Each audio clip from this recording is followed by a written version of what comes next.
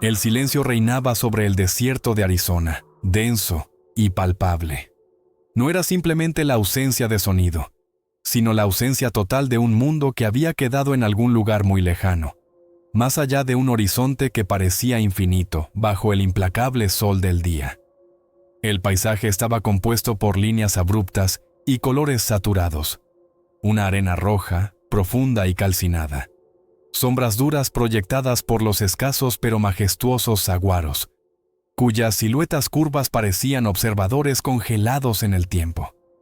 Durante el día, el aire vibraba por el calor, levantando espejismos sobre la tierra, pero con la puesta de sol, la temperatura caía bruscamente, trayendo un frío penetrante y punzante.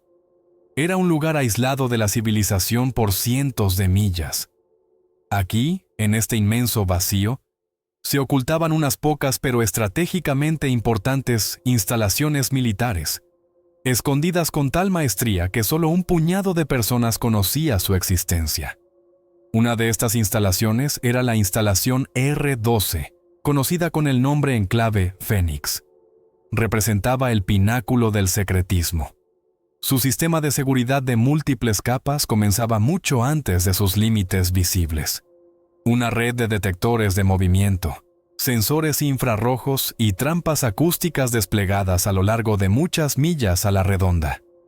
El perímetro consistía en barreras de varios niveles, reforzadas por patrullas que se movían por rutas y horarios estrictamente definidos. La mayor parte de la instalación se extendía profundamente bajo tierra, ocultando su verdadera naturaleza de miradas ajenas. El personal de la base era mixto. Había especialistas militares, personal de seguridad y un número significativo de civiles, científicos, ingenieros y técnicos. Todos estaban bajo un control extremadamente estricto.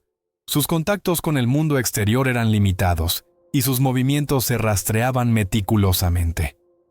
La atmósfera en la instalación R-12 estaba impregnada de paranoia y aislamiento incluso en días normales. La gente aquí vivía y trabajaba sintiéndose desconectada del resto del mundo, como si estuvieran en otro planeta. En las profundidades de este mundo aislado, bajo capas de roca y hormigón, se ocultaba el proyecto Prometeo. No era simplemente un programa para el estudio de biotecnologías. Prometeo representaba un intento ambicioso, rayano en la megalomanía, de manipular la base misma de la biología humana. Los objetivos eran grandiosos: alcanzar una longevidad sobrenatural, una regeneración acelerada de tejidos y un aumento significativo de las capacidades físicas y cognitivas del ser humano. El proyecto era supervisado por un grupo conocido únicamente por el nombre en clave Comité de la Sombra. Eran individuos de los más altos escalafones del poder, representantes de círculos militares, directores de agencias de inteligencia, altos funcionarios del gobierno. Actuaban con total autonomía, fuera de cualquier control del Congreso o del público. Sus motivos eran complejos y quizás contradictorios. Poder ilimitado, miedo a un posible rezago frente a otros países en el campo de la biotecnología, y posiblemente la preparación para una amenaza global desconocida de la que solo ellos tenían conocimiento. Estaban dispuestos a recurrir a cualquier experimento, incluso a los más antiéticos y peligrosos, para alcanzar sus metas.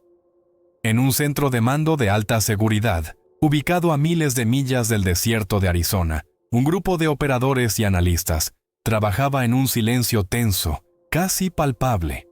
Enormes pantallas mostraban flujos de datos, imágenes satelitales de alta resolución y gráficos de monitorización de sistemas. De repente, las líneas uniformes de estos gráficos comenzaron a mostrar fallos. Todo comenzó con retrasos insignificantes en la recepción de los informes de datos estándar de la instalación R-12. Luego, los canales de comunicación principales, terminales satelitales, líneas terrestres, empezaron a fallar, uno tras otro. Los intentos de establecer contacto a través de sistemas de respaldo fracasaron. Las llamadas de emergencia desde el centro de mando quedaban sin respuesta. Las últimas y fragmentadas señales recibidas desde el perímetro de la instalación eran un conjunto caótico de códigos de alarma, interrumpidos a media palabra, como si el operador que los transmitía hubiera dejado de existir de repente. Los analistas descartaron rápidamente las causas habituales. No se trataba de un simulacro planificado, ni de un fallo técnico, ni de un sabotaje externo. La atención se centró en escenarios internos, un fallo del sistema de soporte vital, un motín incontrolado del personal.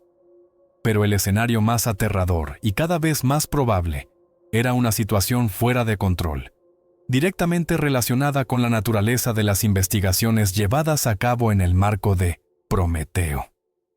En el aire flotaba la pregunta no formulada sobre los protocolos para el peor de los casos.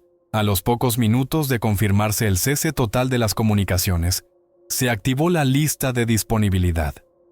Esta lista contenía los nombres de los operadores más experimentados y probados, destinados a ejecutar las operaciones más complejas y delicadas, donde los protocolos estándar podrían resultar ineficaces o imposibles de aplicar. El escuadrón, que recibió el nombre en clave Colmillo, fue formado por veteranos de unidades de primer nivel, Tier 1, o especialistas de élite de unidades de segundo nivel, Tier 2, adaptados para operaciones especiales autónomas. Sus habilidades eran únicas: infiltración profunda, movimiento encubierto en territorio hostil o desconocido, combate cercano en condiciones extremas, recopilación de inteligencia en un entorno completamente hostil y la capacidad de actuar de manera decisiva y no convencional en situaciones de caos total. El núcleo del equipo incluía a Reed, Stone, Chen, Morgan y Scott. A ellos se sumaron otros 2 operadores, un experto en vigilancia encubierta y francotirador, y un especialista en explosivos y aperturas. Breves pinceladas de sus biografías, conocidas solo por un círculo muy reducido, insinuaban su pasado, su especialización y su papel en este escuadrón específico. La sesión informativa tuvo lugar en un búnker subterráneo, en un puesto de mando aislado cuya existencia desconocía la mayoría de los representantes del poder. La atmósfera era sombría e incierta. Incluso las paredes, revestidas con material insonorizante, parecían oprimir a los presentes. La sesión fue dirigida por un oficial de alto rango, cuya calma era aterradora, quizás porque estaba directamente vinculado al Comité de la Sombra. La información se proporcionaba en dosis, con insinuaciones, utilizando nombres en clave y referencias a protocolos secretos. Instalación R12, estado desconocido. Todos los sistemas inactivos. Posible catástrofe de carácter interno. Sumisión, reconocimiento y evaluación. No se mencionó ni una palabra sobre el proyecto Prometeo, solo el nombre en clave de la instalación. Se les entregó equipo específico, chalecos antibalas reforzados, analizadores de gases individuales, trajes de protección química y biológica, aunque la naturaleza de la amenaza no se especificó directamente. Evalúen la situación, informen y esperen nuevas instrucciones. La prioridad es obtener información y, si es posible, rescatar a los supervivientes. El oficial subrayó la necesidad de una esterilidad absoluta en la misión. No dejar rastro alguno de su presencia, ninguna evidencia de que alguien hubiera estado allí. El proceso de inserción del escuadrón fue una operación meticulosamente planificada. Un convertiplano C-22 Osprey especialmente modificado, capaz de realizar vuelos largos y aterrizajes verticales en lugares de difícil acceso, los transportó a una distancia de decenas de millas de la instalación R12. Esto se hizo deliberadamente para excluir cualquier posibilidad de que su llegada fuera detectada. El desembarco fue rápido y silencioso. El escuadrón pasó inmediatamente al modo de movimiento encubierto.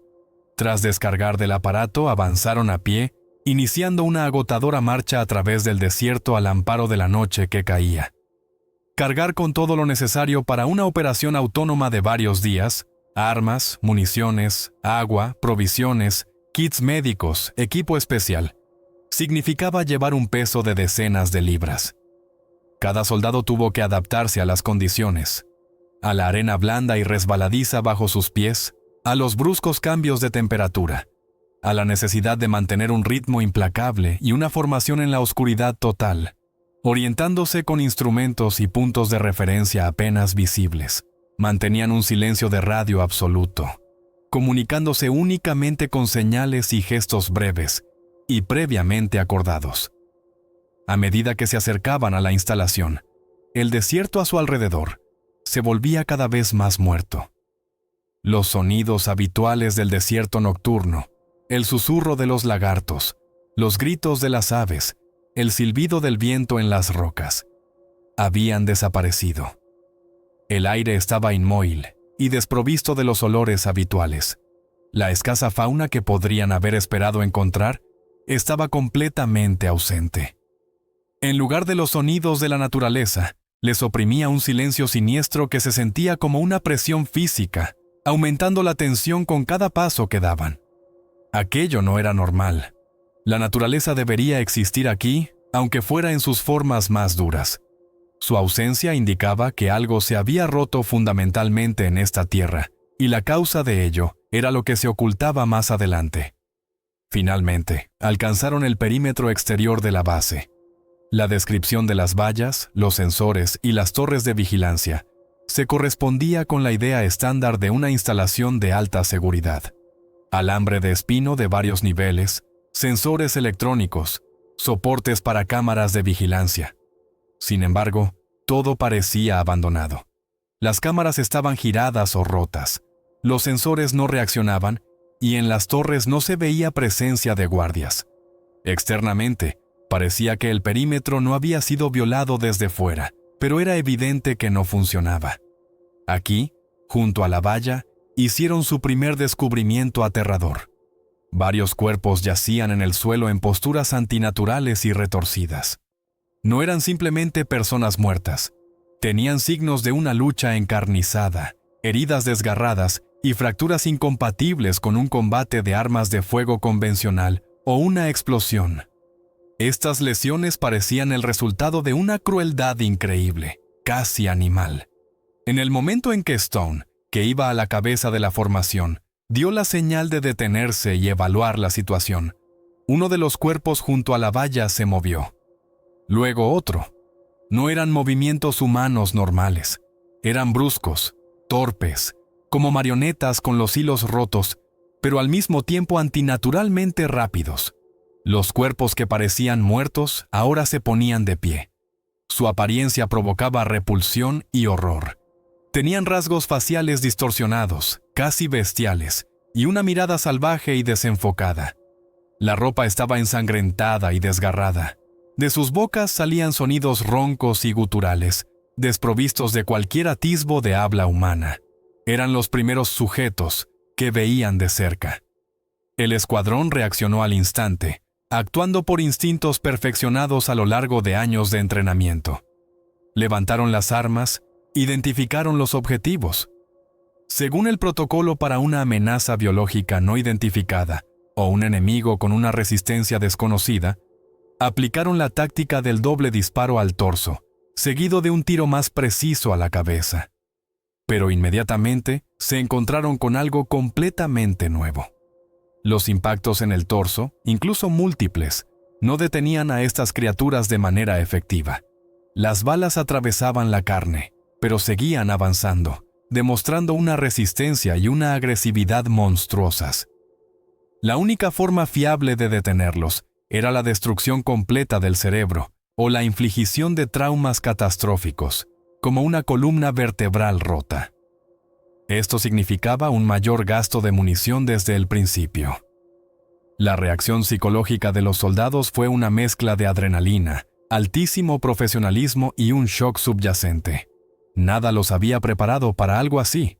La comunicación por radio se redujo al mínimo, utilizando solo palabras clave e instrucciones precisas. Contactos, dirección suroeste, amenaza no estándar. Se requiere neutralización en la cabeza. Stone, a pesar del shock visible, recordó inmediatamente los procedimientos operativos estándar para la nueva situación. Reed, evaluando el entorno, adaptó rápidamente la táctica del equipo. Chen, el médico, a pesar del peligro, observaba el comportamiento y la apariencia de los sujetos desde una perspectiva médica, registrando mentalmente las anomalías, intentando comprender a qué se enfrentaban. Después de que la primera oleada de sujetos fue neutralizada, el escuadrón procedió a abrir una brecha en el perímetro. Usando sus habilidades, Scott evaluó rápidamente la sección más vulnerable de la valla, o encontró una puerta de servicio que podría haber sido dañada desde dentro. La infiltración se llevó a cabo rápidamente y con el mayor sigilo que la situación y la cantidad de cuerpos alrededor permitían. Dejaron marcas discretas para sí mismos y para un posible grupo de evacuación, señalando su camino. Tan pronto como el último miembro del escuadrón cruzó la frontera del perímetro, la atmósfera cambió aún más. Estaban dentro de la zona de contagio. Tras penetrar el perímetro exterior, el escuadrón se dirigió hacia el edificio principal de la base. La zona de entrada, probablemente un vestíbulo o una entrada de servicio, era ahora un escenario de caos congelado. Objetos abandonados, maletines, carpetas, equipo personal, yacían esparcidos por el suelo. Los muebles estaban volcados, como si la gente, en pánico, hubiera intentado crear barricadas o simplemente hubiera huido sin mirar por dónde. La sangre seca formaba manchas oscuras en las paredes y el suelo, recordando una lucha desesperada. La iluminación principal estaba apagada. Solo funcionaba la iluminación interna de emergencia. Luces tenues, espaciadas a grandes intervalos, que proyectaban sombras largas y temblorosas. La penumbra jugaba con los nervios, ocultando detalles y creando movimientos falsos en la periferia de la visión. En esta atmósfera opresiva, los detalles sensoriales adquirieron una importancia especial. El horror visual de lo que veían se complementaba con los sonidos de la base. El eco de sus propios pasos, amplificado por la acústica de los pasillos vacíos, parecía demasiado fuerte. Pero había otros sonidos que no les pertenecían. Gemidos o gritos lejanos que llegaban desde las profundidades del complejo. El chirrido de algo arrastrándose por el suelo detrás de las paredes. Un murmullo indistinto que podría ser el resto de un habla o simplemente un ruido sin sentido.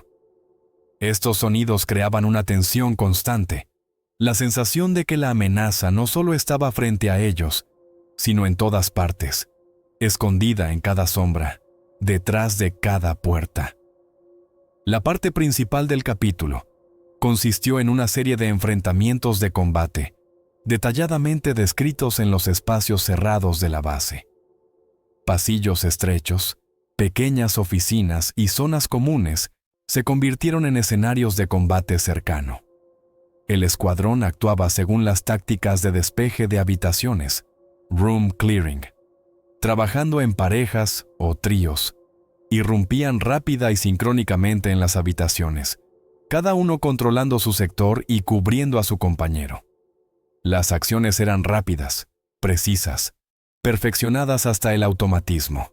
Mantenían una formación compacta al moverse por los pasillos, asegurando una defensa de 360 grados. La elección de las armas estaba condicionada por el entorno.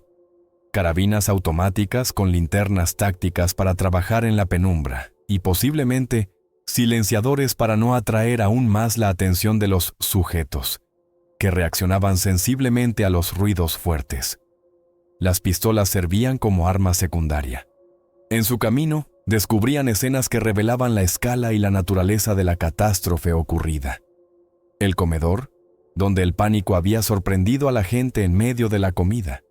Mesas volcadas, platos rotos, cuerpos yaciendo entre restos de comida. La enfermería, convertida en una carnicería, donde los intentos de los médicos por ayudar a los heridos se habían convertido en un desastre. Oficinas administrativas, donde la gente había intentado en vano atrincherarse detrás de los muebles, con sus cuerpos mutilados. La descripción de los cuerpos de los sujetos variaba. se encontraban en diferentes etapas de transformación, algunos relativamente frescos, otros mostrando signos de descomposición rápida. Los cuerpos presentaban heridas terribles y desgarradas. Quizás también encontraron cuerpos que por alguna razón no se habían convertido en sujetos. ¿Qué les había pasado? ¿Fueron asesinados por otros supervivientes en medio del pánico o simplemente destrozados por los infectados?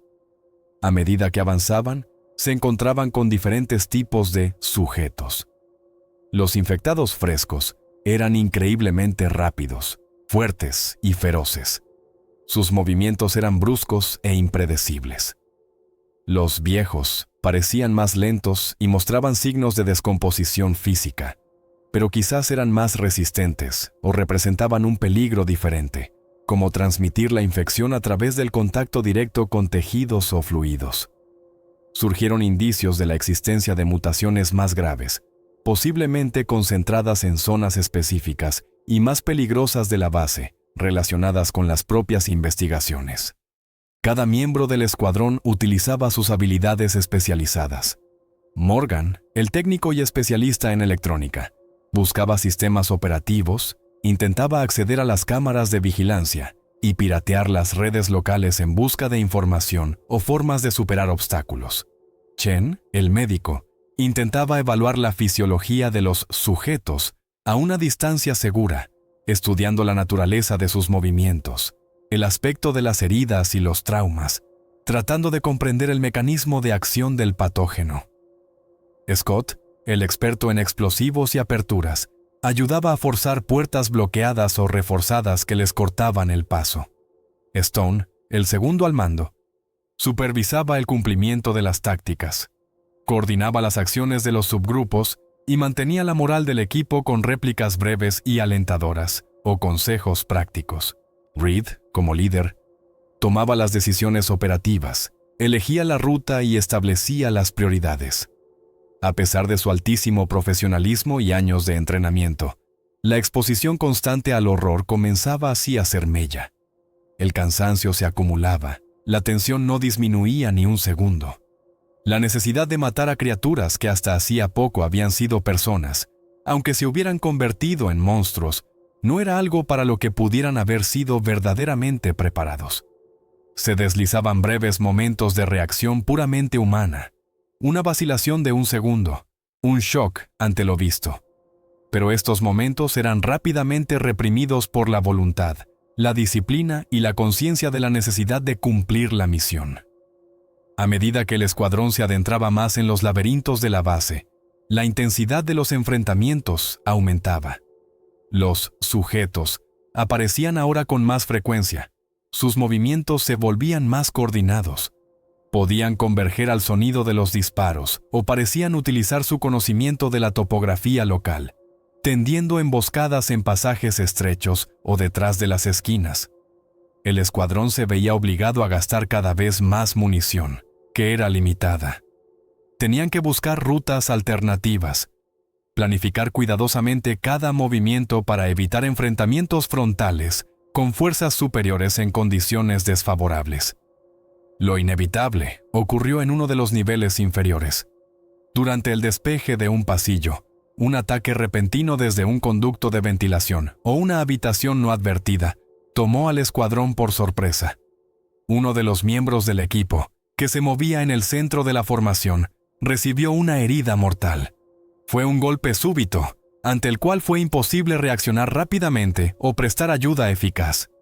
El soldado cayó, su cuerpo sacudido por convulsiones. El shock y el dolor atravesaron a los demás supervivientes.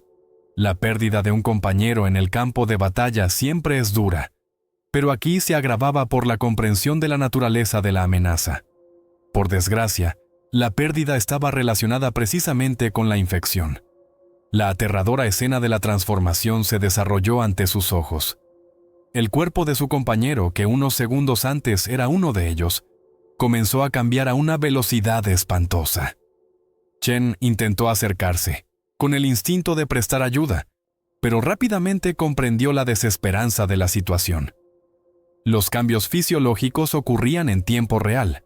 El cuerpo se convulsionaba, la piel cambiaba de color, volviéndose pálida o cubriéndose de venas oscuras, y de la boca salía espuma. De su garganta brotaban sonidos inhumanos, estertores, gorgoteos, que se asemejaban cada vez más a un rugido salvaje. La mirada en sus ojos se nubló rápidamente, perdiendo todo rastro de razón, quedando solo una furia vacía. Llegó el momento más difícil para el escuadrón. Ante ellos había una criatura que un minuto antes había sido su camarada, un hombre con el que habían compartido el peligro y arriesgado la vida. Ahora era una amenaza mortal, movida únicamente por instintos primitivos. La orden de Reed sonó dura e implacable, o quizás fue un acuerdo silencioso y pesado entre todos los presentes. Tuvieron que neutralizar a su compañero. La descripción de este momento no radicaba en las palabras, sino en las acciones. Un movimiento rápido y preciso, la supresión de las emociones, la ejecución profesional de una tarea que contradecía todo lo humano. Este acto dejó una cicatriz profunda e imborrable en la psique de cada soldado superviviente. Chen, conmocionado por lo que había visto, se puso a analizar la situación desde un punto de vista médico. La velocidad de propagación de la infección era aterradora. Las vías de transmisión parecían obvias. Contacto directo, como mordeduras, arañazos o la entrada de sangre en heridas abiertas. No entendía por qué las heridas corporales estándar no detenían a estas criaturas, y por qué la transformación ocurría de forma tan rápida y radical. Sus conclusiones, quizás grabadas en una grabadora portátil para un futuro informe o expresadas en su monólogo interno, lo confirmaban. Se trataba de una amenaza biológica de un tipo completamente nuevo, sin análogos conocidos. Quizás fue él el primero en darse cuenta de la aterradora probabilidad de que ellos mismos pudieran estar infectados. La pérdida de un soldado no solo significaba un dolor emocional, sino también problemas prácticos.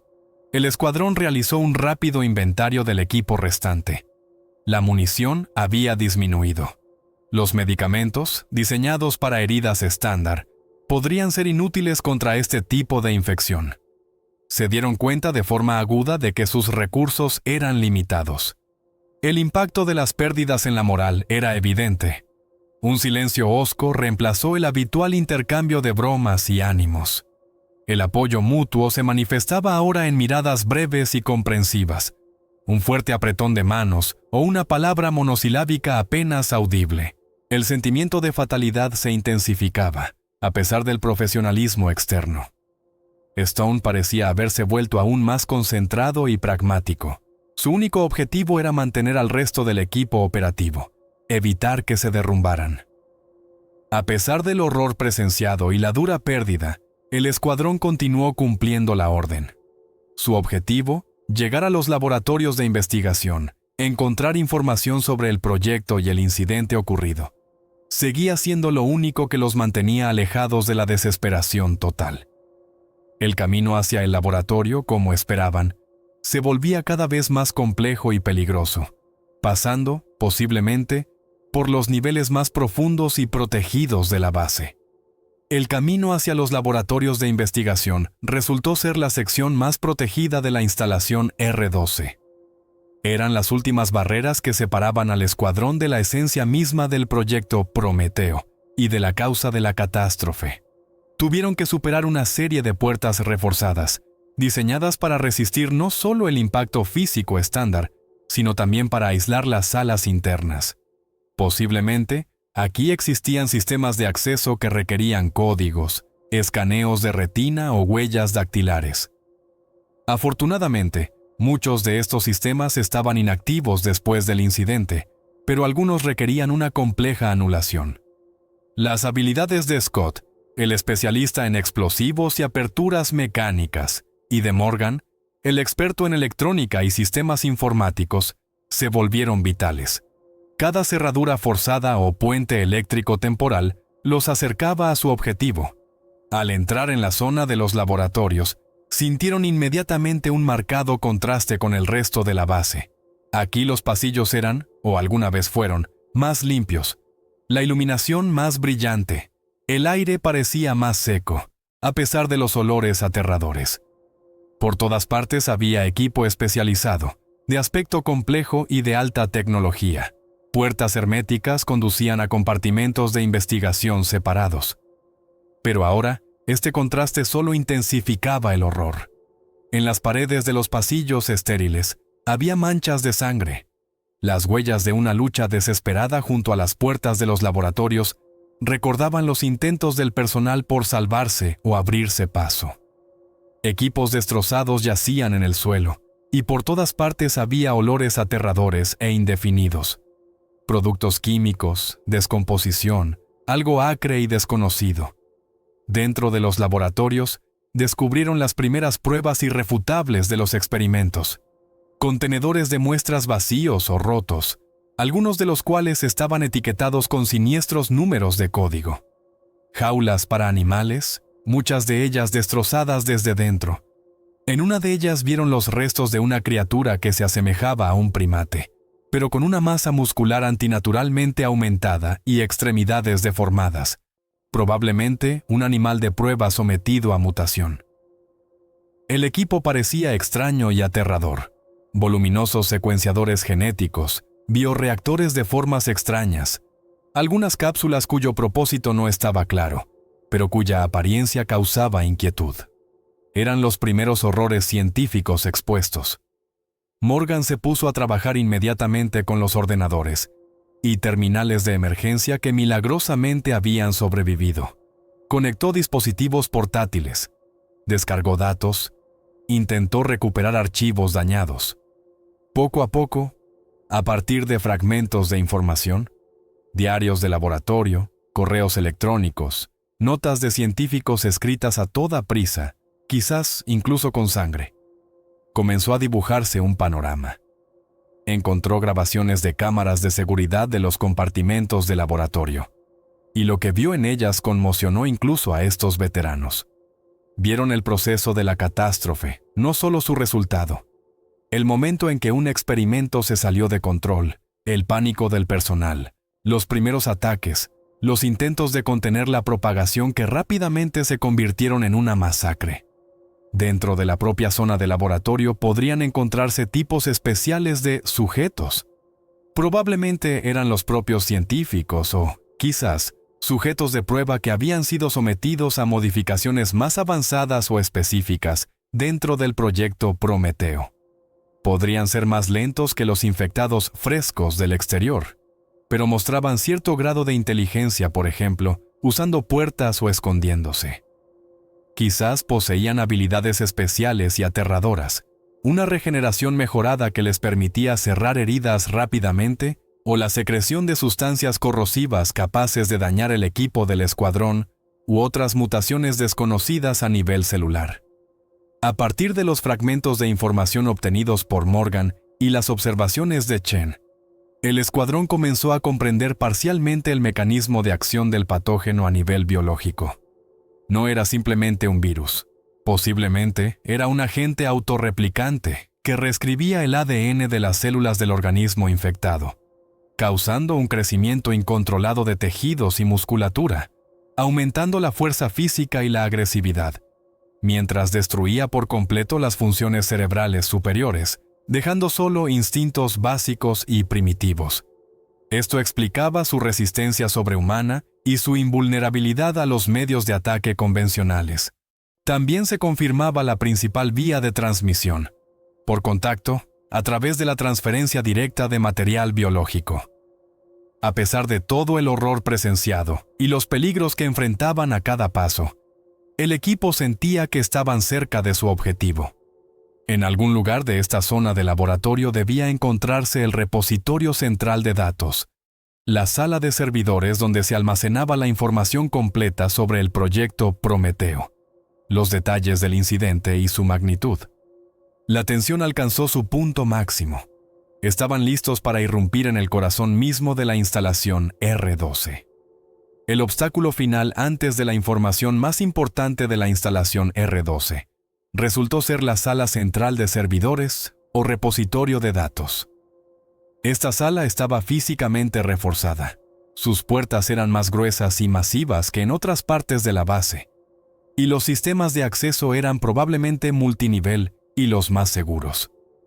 Las habilidades de Morgan, el especialista en sistemas electrónicos, resultaron clave en este momento. Mientras él trabajaba, conectando su equipo, sorteando cerraduras digitales y, posiblemente, físicas, el resto del equipo se puso a la defensiva, cubriéndolo. En ese momento, los sujetos, atraídos por el ruido o simplemente deambulando por las cercanías, comenzaron a congregarse en su posición, obligándolos a repeler oleadas de criaturas que intentaban abrirse paso. La escena era tensa. Cada segundo del trabajo de Morgan se pagaba con el esfuerzo de los soldados que contenían el ataque. El momento de obtener acceso fue un shock. Morgan logró burlar la seguridad, y ante ellos se abrieron no solo archivos digitales, sino también, posiblemente, impresiones físicas de documentos, copias de seguridad de datos y grabaciones de audio de reuniones. El contenido de estos documentos era abrumador. Revelaron el verdadero origen del proyecto Prometeo. ¿Cuándo y quién lo inició? ¿Qué objetivos declarados se perseguían? Superioridad militar, creación de supersoldados, y cómo el proyecto evolucionó desde ideas científicas relativamente benignas hasta experimentos arriesgados e inhumanos, realizados primero en animales y luego en personas. Los documentos proporcionaron pruebas claras e irrefutables de la implicación del Comité de la Sombra. En ellos figuraban los nombres, o nombres en clave, de los participantes clave de este grupo de los más altos escalafones del poder. Se registraron sus órdenes, sus decisiones de ignorar normas éticas elementales y acelerar la investigación a pesar de los riesgos. El escuadrón comprendió que la catástrofe ocurrida no fue el resultado de la iniciativa de un científico loco. Fue un crimen sancionado, cometido por personas con un poder inmenso. En los archivos también se encontraron cartas, informes y correspondencia interna de los propios científicos que trabajaban en el proyecto. Estos documentos demostraban que muchos especialistas habían expresado una extrema preocupación por la inestabilidad del patógeno creado, sus mutaciones impredecibles y el altísimo riesgo de contagio y letalidad para cualquiera que entrara en contacto con él. Sus advertencias fueron sistemáticamente desestimadas o ignoradas por los miembros del comité, que estaban obsesionados con obtener resultados lo antes posible. También se encontraron descripciones científicas del propio patógeno, los detalles de su creación, su funcionamiento a nivel celular. Posiblemente era un agente autorreplicante capaz de reescribir el código genético, causando un crecimiento incontrolado de tejidos, multiplicando la masa muscular y la agresividad, y al mismo tiempo destruyendo por completo las funciones cognitivas superiores del cerebro, dejando solo instintos básicos. Se confirmaba la vía de transmisión por contacto, lo que explicaba la rapidez con que se produjo el incidente en la base. La toma de conciencia no solo de la magnitud de la tragedia que se había desarrollado en la instalación R12, sino también de la magnitud del engaño y la negligencia criminal por parte de quienes se encontraban en la cima del poder, fue un golpe moral.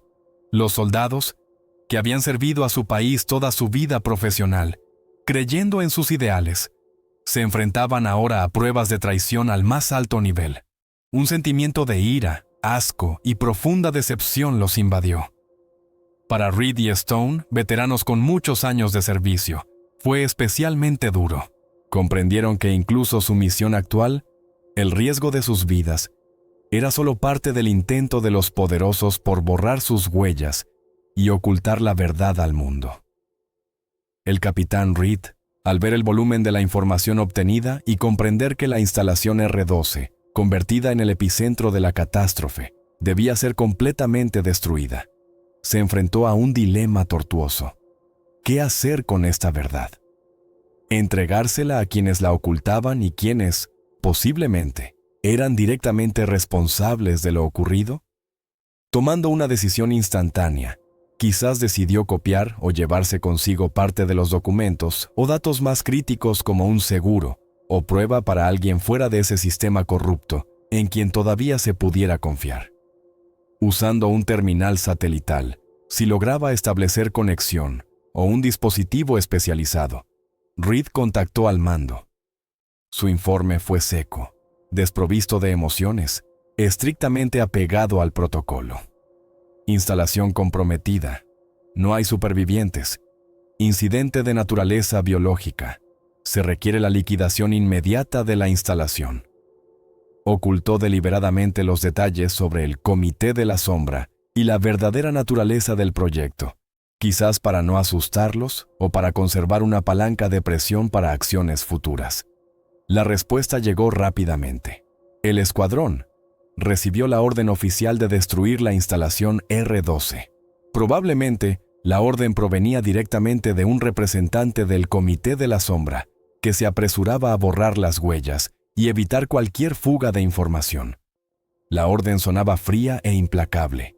Liquidación total de la instalación. No dejen nada que pueda ser utilizado o revelado.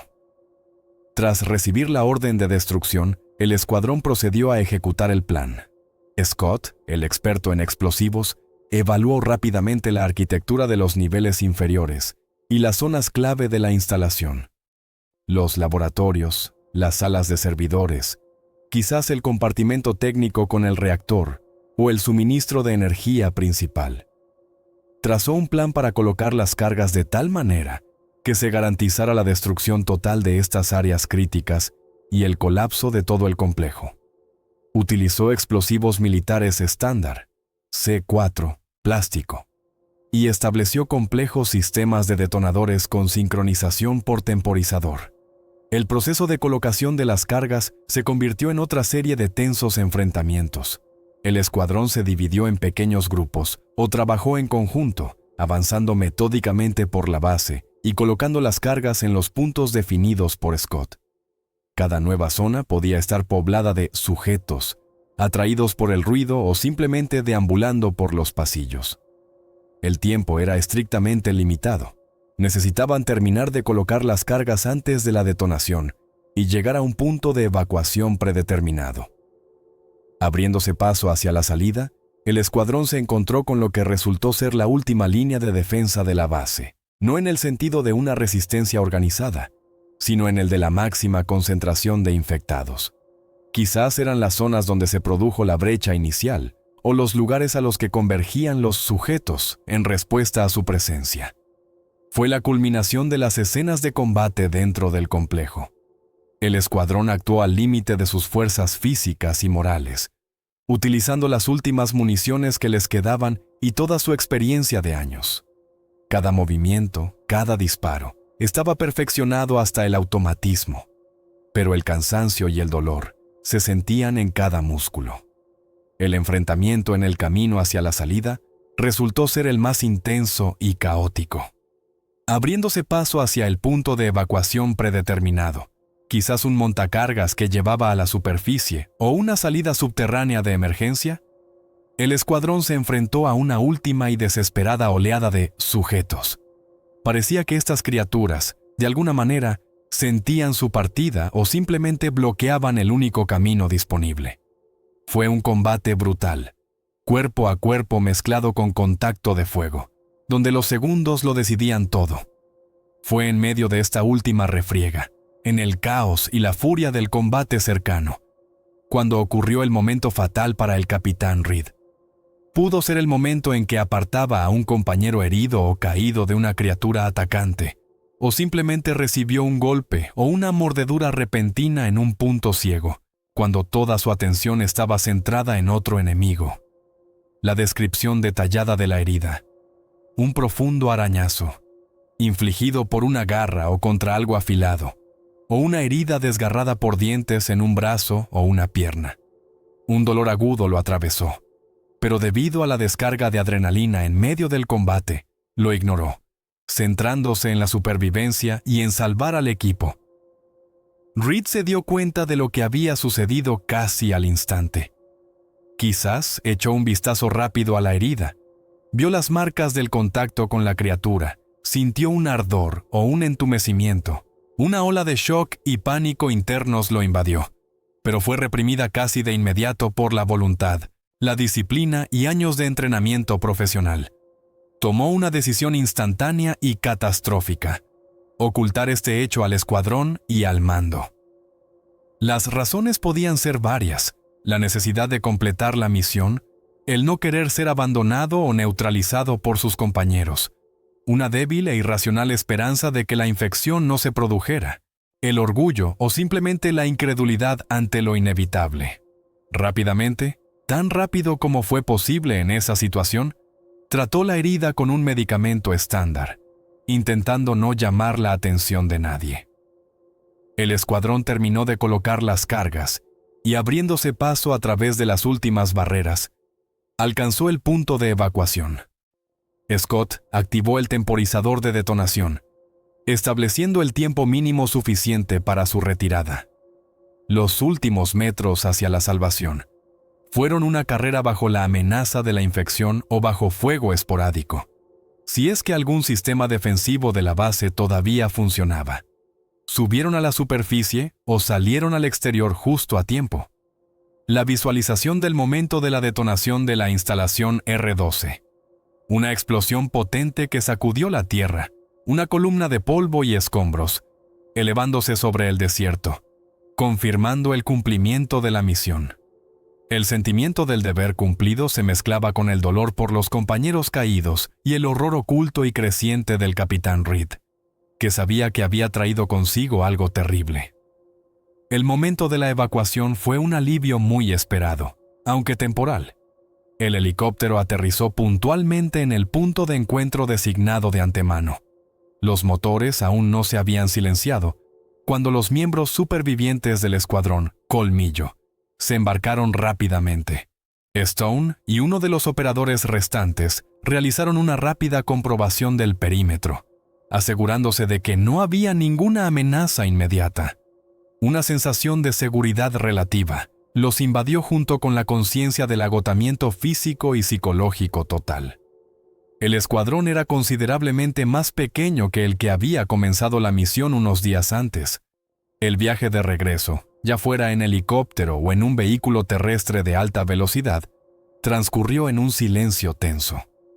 El agotamiento físico por el combate constante y las privaciones cayó con todo su peso, mezclándose con el trauma psicológico del horror vivido y la pérdida de compañeros. Las conversaciones eran mínimas, breves, al grano. Cada uno procesaba lo sucedido a su manera, encerrándose en sí mismo. Chen, el médico, examinaba a los soldados restantes, trataba heridas estándar y revisaba el equipo. Durante el examen, podría haber notado en Reed síntomas leves y apenas perceptibles. Una temperatura corporal elevada, sudoración excesiva, quizás un temblor en las manos o un nerviosismo general, inusual en el normalmente sereno capitán. Reed lo atribuyó al cansancio, al shock o a una herida menor no relacionada con la infección, asegurando rápidamente a Chen que todo estaba bien. Chen, quizás, sintió que algo no encajaba, percibió algo anómalo, pero no tenía pruebas claras, y en ese momento no quiso insistir, confiando en la palabra de su líder. Llegaron a otra base secreta, otra instalación aislada y de alta seguridad, oculta en algún lugar profundo del territorio del país, posiblemente bajo tierra. Los procedimientos de llegada eran estrictos: verificación de identidad, entrega de parte del equipo de campo para su desinfección y análisis, y traslado a una zona limpia a través de una serie de esclusas. La atmósfera aquí era estéril, casi clínica, lo que contrastaba bruscamente con la suciedad, la sangre y el horror que el escuadrón traía consigo, no solo en la ropa y el equipo, sino también en sus mentes. Antes del interrogatorio se les concedió un breve descanso o simplemente tiempo de espera. Fue una oportunidad para que los miembros supervivientes del escuadrón intercambiaran unas palabras, se dieran el pésame mutuamente y se prepararan mentalmente para la reunión con sus superiores. Reed se mantuvo un poco distante, concentrado, ocultando cuidadosamente su creciente deterioro. Revisaba la información que había logrado salvar de la instalación R-12, si es que la había. El interrogatorio tuvo lugar en una estricta sala de conferencias o en una sala especialmente equipada para interrogatorios. Estaban presentes altos mandos militares, representantes de agencias de inteligencia y, posiblemente, los propios miembros del Comité de la Sombra, o sus confidentes, cuyos rostros eran impasibles. Su objetivo principal era evidente: asegurarse de que la instalación había sido destruida, que la información sobre Prometeo se había perdido de forma segura y que la amenaza había sido contenida en el desierto de Arizona. Eran fríos, pragmáticos, mucho más interesados en ocultar la verdad y minimizar los daños para sí mismos que en las experiencias de los soldados que acababan de pasar por el infierno. Reed, o quizás Stone, o ambos por turnos, informaron sobre el desarrollo de la misión. El informe fue seco, fáctico, estrictamente apegado al protocolo. Describieron la infiltración en la instalación, el descubrimiento del origen de la catástrofe, la naturaleza de la amenaza, describiendo a los sujetos en términos militares, evitando emociones excesivas. Informaron sobre las pérdidas del escuadrón y confirmaron el cumplimiento de la tarea principal de destruir la instalación. Entregaron los materiales encontrados, si así lo decidieron, o parte de ellos. La tensión en la sala crecía a medida que describían lo que habían visto, pero los representantes del poder intentaban mantener una calma y una compostura externas. Durante el informe, o inmediatamente después de su conclusión, cuando la tensión disminuyó un poco, el estado de Reed comenzó a deteriorarse bruscamente. Pudo haber sentido una fuerte debilidad, mareos, náuseas. Sus movimientos se volvieron espasmódicos, menos controlados. Su voz pudo haber cambiado, volviéndose ronca o entrecortada. Hizo todo lo posible por controlarse, por apretar su voluntad en un puño, pero cada vez era más difícil. Los síntomas que el capitán Reed había intentado ocultar desesperadamente se volvieron evidentes e incontrolables. El proceso de transformación, ya iniciado en su organismo, alcanzó su clímax. Una descripción detallada y aterradora de este proceso se desarrolló ante los ojos de los presentes. El cuerpo de Reed se retorció en fuertes convulsiones. De su boca salió espuma. Bajo la piel, los músculos e incluso los huesos parecían moverse, cambiando los contornos de su cuerpo. Los rasgos de su rostro se distorsionaron. Los ojos se inyectaron en sangre y se volvieron salvajes. La boca se estiró en una mueca, mostrando los dientes. De su garganta brotaron sonidos bajos y roncos, que se convirtieron en un rugido. La actividad nerviosa superior se desconectó por completo, dando paso a una agresividad y una furia primitivas, movidas únicamente por instintos. Completamente transformado, o en la última etapa de la transformación, Reed se abalanzó de repente sobre las personas más cercanas. El escenario de la acción fue la sala de interrogatorios, un espacio cerrado en el que se encontraban altos mandos militares, representantes de la inteligencia, miembros del Comité de la Sombra y su guardia personal. Fue un caos y un pánico absolutos para los que nadie en esa sala estaba preparado, a pesar de todos sus protocolos de seguridad y poder. Poseyendo una fuerza y una furia inhumanas, Reed atacó a los representantes de la élite.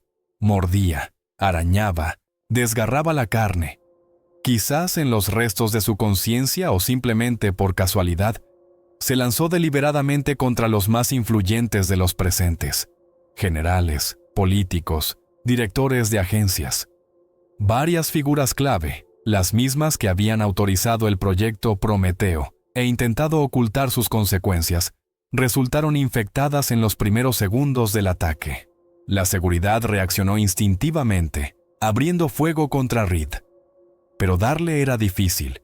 Se movía increíblemente rápido, de forma impredecible. Su cuerpo se sacudía en espasmos. Los disparos en un espacio cerrado, donde había civiles en pánico, los funcionarios, solo agravaban el caos.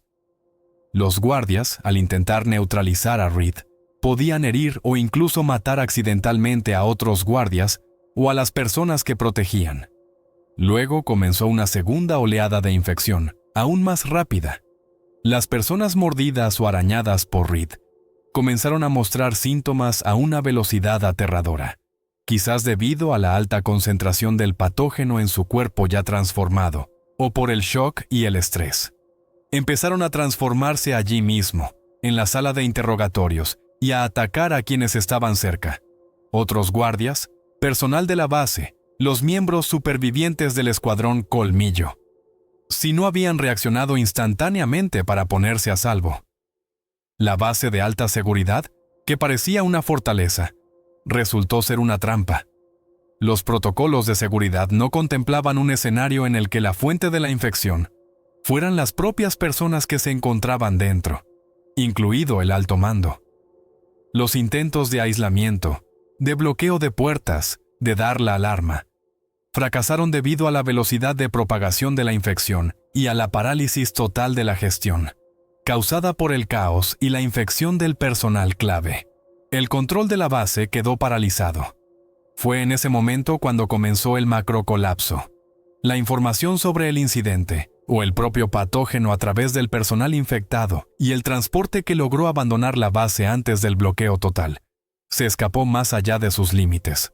Las decisiones al más alto nivel se tomaron con lentitud, de forma contradictoria, a menudo por personas que ya estaban bajo la influencia de la infección. Los primeros informes sobre incidentes extraños fuera de Arizona fueron ignorados o clasificados por los representantes del poder, que todavía intentaban controlar la situación y ocultar la verdad. Pero ya era demasiado tarde. El Comité de la Sombra, que aspiraba a controlar la vida y obtener poder sobre la biología, desató involuntariamente la muerte en el corazón mismo de su propio poder, iniciando una reacción en cadena que ya era imposible de detener. La catástrofe, provocada en la instalación R-12 y que se escapó de la base secreta en Arizona, se desarrolló a una velocidad aterradora. El estado de Arizona se convirtió en el epicentro. Incidentes aislados, inicialmente considerados brotes de una enfermedad desconocida o psicosis masiva, rápidamente se convirtieron en un pánico a gran escala y luego en un caos total. Las ciudades fueron presa de brotes de violencia e infección. La infraestructura, nudos de transporte, líneas de comunicación, suministro de energía, se derrumbó bajo el doble ataque del pánico de la población y la propagación incontrolada de los infectados. Las carreteras estaban bloqueadas por coches abandonados, las comunicaciones cortadas, la electricidad ausente. El ejército de los Estados Unidos hizo intentos desesperados por contener la propagación. Se establecieron puestos de control en las fronteras del estado. Se intentó evacuar a la población no infectada de las zonas de cuarentena y se impuso la ley marcial. Fue una guerra de pesadilla. Los soldados, no preparados para tal enemigo, se enfrentaron a la población civil infectada, sus propios conciudadanos. La necesidad de disparar a personas, aunque se hubieran convertido en criaturas agresivas e irracionales, provocó un profundo colapso moral y psicológico. La táctica militar estándar, diseñada para enfrentarse a un enemigo organizado, resultó absolutamente ineficaz contra una horda desorganizada pero increíblemente resistente y agresiva de infectados. Las bajas entre los militares fueron colosales. Los intentos de contención fracasaron. Las fronteras estatales, que parecían barreras fiables, fueron traspasadas. La infección se extendió a los estados vecinos, Nevada, California, Utah y más allá. Los intentos de establecer una cuarentena federal resultaron demasiado tardíos o simplemente inviables en condiciones de migración masiva de la población, presa del pánico, y el movimiento oculto de infectados que no parecían enfermos en las etapas iniciales. El virus, o agente, o lo que fuera que se creó en Prometeo, era demasiado rápido. Si alguno de los miembros restantes del escuadrón Colmillo, Stone, Chen, Morgan u otros, sobrevivió al ataque en el centro de mando y logró salir de la base convertida en una trampa mortal, su línea argumental se convirtió en el epílogo de esta tragedia. Se encontraron en un mundo en ruinas, conociendo la verdadera y terrible verdad sobre el origen de la catástrofe. Su camino futuro fue una lucha por la supervivencia en un nuevo mundo lleno de peligros. Quizás intentaron encontrar a otros supervivientes, formar grupos. Quizás intentaron usar los datos salvados de la instalación R-12 para contar la verdad al mundo, aunque ¿A quién le importaba ahora la verdad? Quizás buscaron una forma de combatir la infección, lo que parecía improbable, dada la naturaleza del patógeno. Sus habilidades profesionales, perfeccionadas durante años de servicio, les ayudaron a seguir con vida donde la gente corriente no sobrevivía. Pero psicológicamente estaban rotos, llevando consigo el conocimiento de cómo y por qué su mundo se había derrumbado. La novela concluía con una nota sombría, dibujando un cuadro de la rápida destrucción de la civilización conocida. Los gobiernos funcionales dejaron de existir. El ejército fue derrotado o desorganizado, incapaz de contener la oleada. El orden público desapareció por completo. El mundo pertenecía a los infectados, que vagaban por ciudades y carreteras. La humanidad se redujo a pequeños grupos aislados de supervivientes, librando una lucha desesperada por la existencia, escondiéndose, luchando por los escasos recursos. La última frontera de Fénix había caído, pero su caída fue solo el principio del fin para todo el mundo. La amenaza creada en laboratorios secretos resultó ser demasiado rápida, demasiado contagiosa, demasiado invulnerable a cualquier medio de protección o tratamiento existente. El destino del mundo estaba sellado, y en ello residía la terrible ironía. Los intentos de unos pocos elegidos, actuando en secreto, por ser mejores, por alcanzar la supremacía, llevaron a la destrucción de todo lo que supuestamente aspiraban a proteger.